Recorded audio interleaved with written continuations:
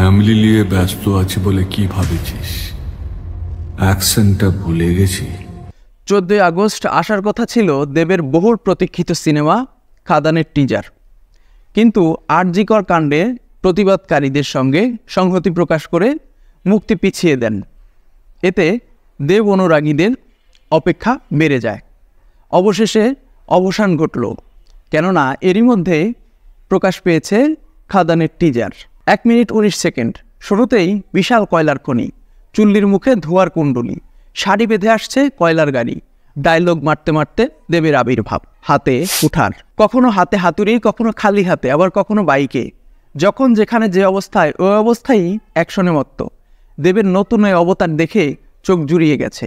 গোটা টিজার দেবময়, প্রতিটি দৃশ্যে দেবের দাপট। তবে হাতুড়ি দিয়ে ওয়াগন ভাঙার দৃশ্যটি দারুণ ছিল। এর মাঝে কয়েকবার সাদা পোশাকে যিশুকে দেখা গেছে, দেখতে দারুণ লেগেছে। বোঝা গেছে যিশু দেবকে দারুণ সঙ্গ দেবেন। অনেক তো প্রশংসা হলো, এবার একটু বদনাম করা যাক। আচ্ছা, তারপর? টিজারটি দেব নিজের ফেসবুকে শেয়ার দিয়ে লিখেছেন, বাংলার সবচেয়ে বড় ছবি।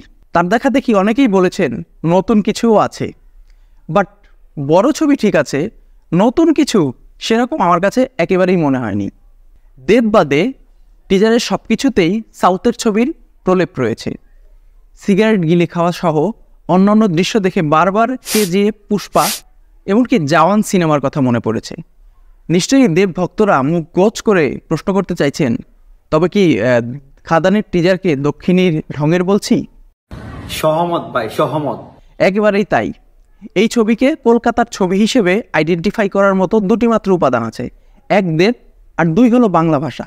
এই দুইটি উপাদান সরিয়ে দিলে অবলীলায় দক্ষিণী ছবি হিসেবে খাদানকে চালিয়ে দেওয়া যাবে, কেউ ধরতেই পারবে না। যারা বলছেন খাদানের মাধ্যমে টলিউড বড় ছবির দুয়ারে ঢুকলো, তাদের আসলে বলা উচিত গত কয়েক বছর ধরে ভারতে যে ডার্ক মুভিগুলো হচ্ছে, টলিউড সেই কালচারে প্রবেশ করলো, তবে নিজেদের স্বকীয়তা বজায় রেখে নেয়, ভাজে ভাজে সাউথের ছাপ সমৃদ্ধ একটি ছবির মাধ্যমে। কেননা এরকম কারুকাজ সাউথের অনেক ছবিতে বারবার দেখেছি, আর একই জিনিস বারবার দেখতে কার ভালো লাগে? মজা নেই আ রাহা হ্যায়। তবে ডায়লগগুলো না দারুণ ছিল। ভেবেছিস ফ্যামিলি আছে বলে অ্যাকশন ভুলে গেছি, এই ডায়লগটাতে একটা র ব্যাপার আছে। ওই ডায়লগটাও দারুণ ছিল, যে একা সব সয় ওই সর্দার হয়। আঞ্চলিক ডায়লগগুলো দেবের কণ্ঠে ফুলের মতো সুবাস ছড়িয়েছে। বোঝা গেছে দারুণ ডায়লগবাজি হবে। এবার বলবো কেমন লেগেছে দেবকে। দেব দারুণ অভিনয় করেন, তবে লোকটার উপর চাপও কম না। টলিউড সামলাতে হয়, আবার সংসদ সদস্য একটি আসনও সামলাতে হয়। এছাড়া প্রেমিকা রুক্মিণী মৈত্রী তো আছেনই, তাকেও সামলাতে হয়। এত কিছু সামলে টিজারে যেটুকু দেখিয়েছেন, জাস্ট মন ভরে গেছে। মন দিয়ে অভিনয় করেছেন তিনি, এটা স্পষ্ট।